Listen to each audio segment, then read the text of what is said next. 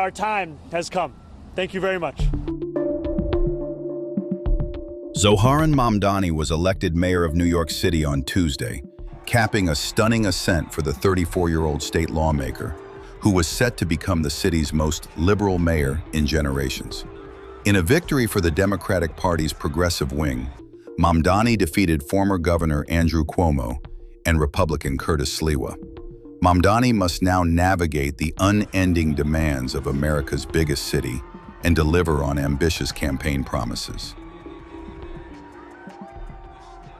With the victory, the Democratic Socialist will etch his place in history as the city's first Muslim mayor, the first of South Asian heritage, and the first born in Africa.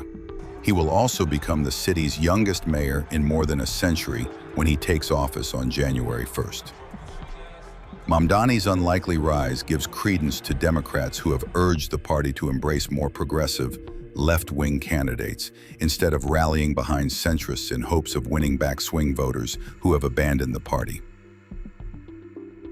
He has already faced scrutiny from national Republicans, including President Donald Trump, who have eagerly cast him as a threat and the face of what they say is a more radical Democratic Party.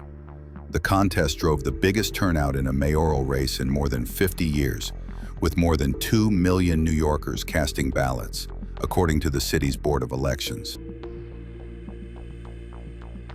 Donald Trump ran a presidential campaign with the promise of cheaper groceries.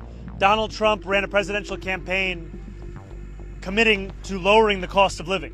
What our success will show is that it is not enough to diagnose the despair in working-class Americans' lives. You have to actually deliver on the agenda. And that is what we intend to do each and every day while we are in Hall. What about the reluctance of members of your own party about your politics?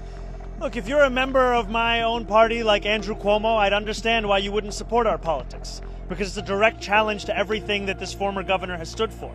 A politics of impunity, a politics of selling out working-class people at the behest of his billionaire donors, and a politics of telling New Yorkers what they can't do when really what they mean to say is what they won't do. And I want to thank every person that's here, because though it is tempting in electoral politics to ascribe an achievement to an individual, it is actually of a collective.